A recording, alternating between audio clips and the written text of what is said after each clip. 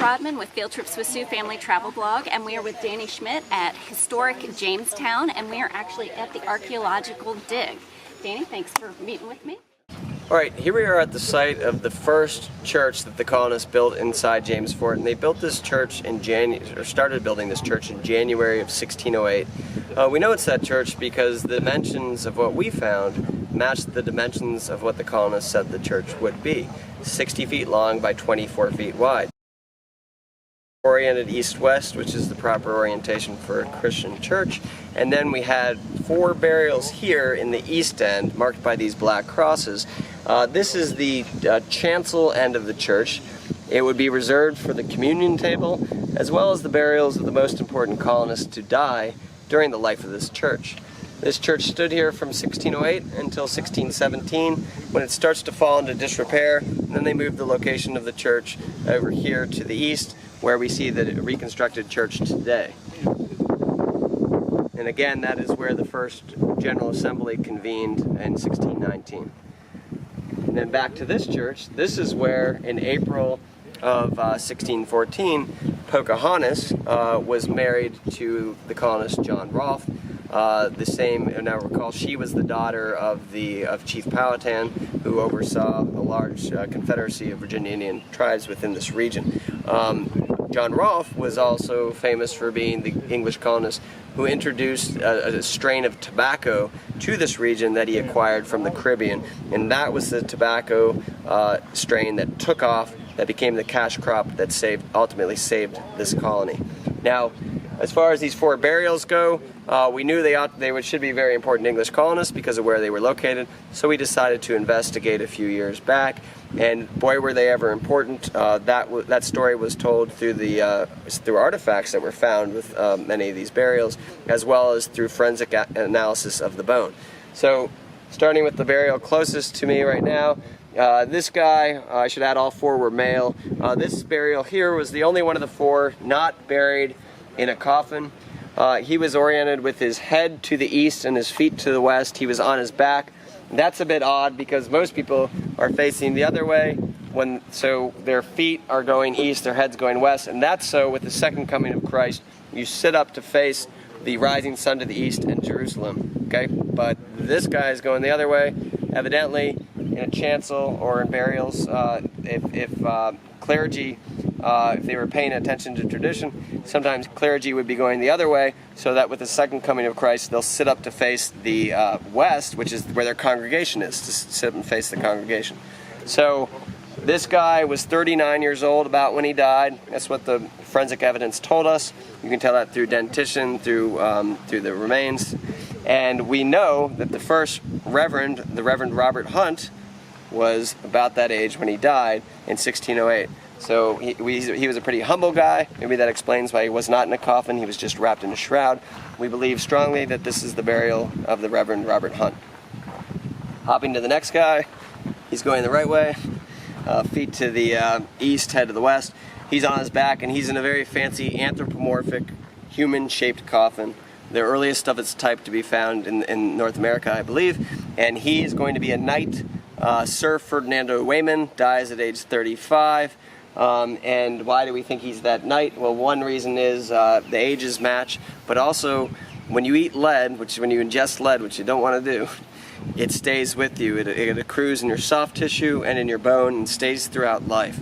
And this guy's lead levels were off the charts.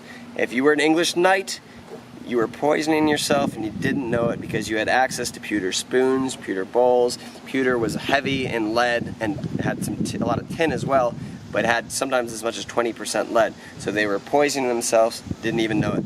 Hopping to the next guy, I'd say he's the star of the show. We believe that to be Captain Gabriel Archer. He's in a hexagonal coffin, and he's going to be a captain because he's got a captain's leading staff, a ceremonial finial that a captain would hold in life, laid neatly along the top of the coffin. Now, the strange thing about this guy is he's going the way the clergy should be going. So, again, feet that way, which is west, head this way. But we only know of Reverend Hunt to die during the life of this church. So who could this possibly be? So we do think he's Gabriel Archer because he's the right age as Gabriel Archer, and he's got that captain's leading staff. Well, but when we get down to where his left shin area above the coffin was a hexagonal silver box about this big, and we took it out. Had been carefully placed there.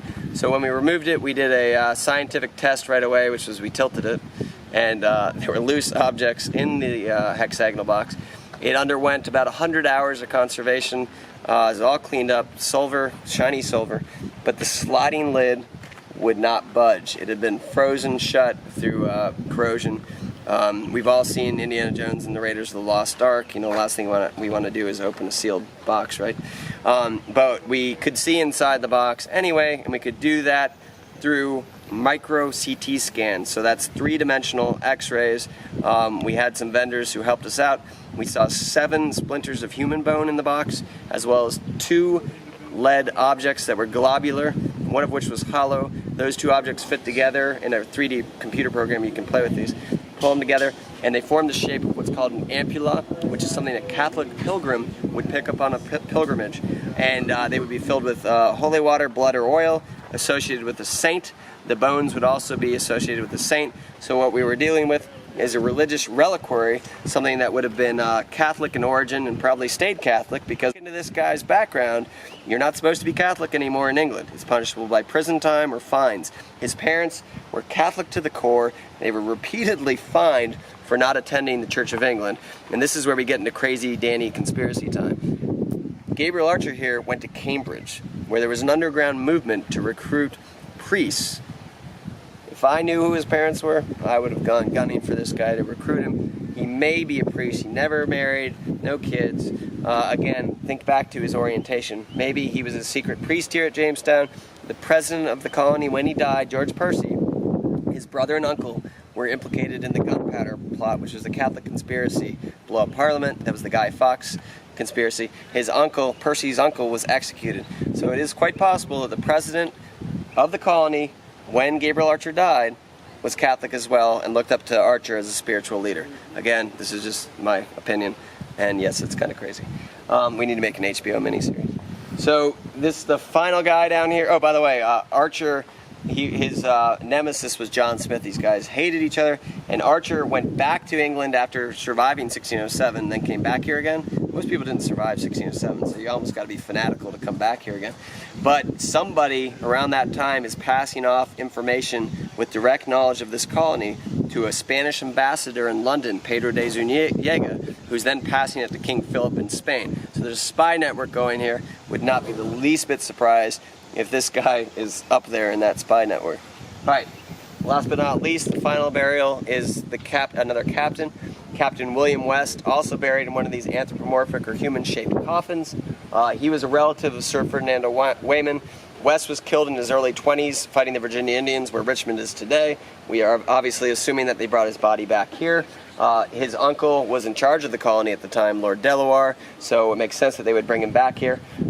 So wedged between his left humerus and his torso were little silver threads, silver sequins, and we took a block of dirt and also had that micro CT scan, and in that block of dirt you could see a folded up silk sash with these silver threads and sequins, so very fancy sash, and that would be something that a captain would have in life. So there you have it. If the Captain West and the Knight Sir Ferdinando Weyman, if their DNA do not show that they were relatives, then I just made this whole thing up. But I think they are going to show that they were relatives.